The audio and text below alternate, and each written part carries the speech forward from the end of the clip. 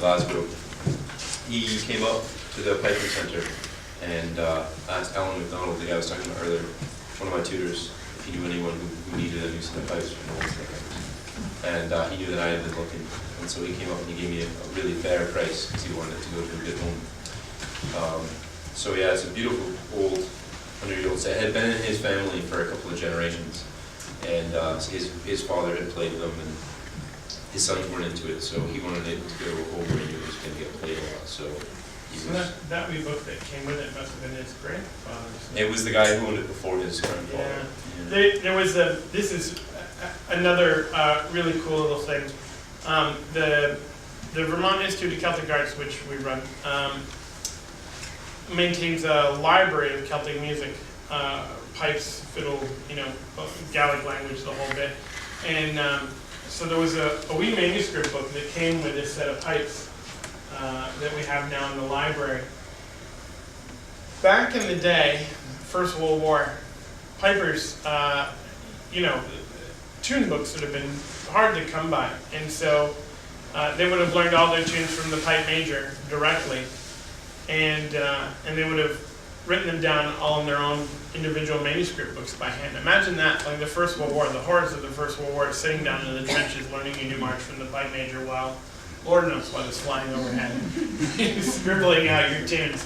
It's amazing, hard enough just to play the bloody bagpipe as it is. So anyway, it's a really, really cool book that came with that. And I'm trying to remember the date on it. But it was Willard. Wasn't it 1920? Can't remember the date. But anyway, he played with the King's Own Scottish Borders. That was his regiment, which is very cool. So Hazen's going to play a couple of tunes on this brilliant old bagpipe, set of Glenn's, a good 100 years old, and really fine sound. So here we go.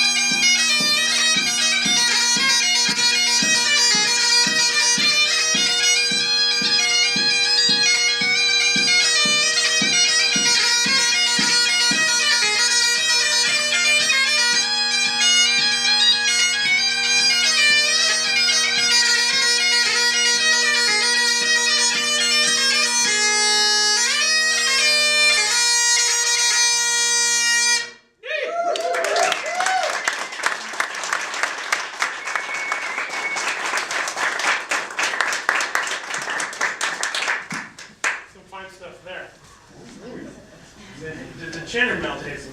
Yeah.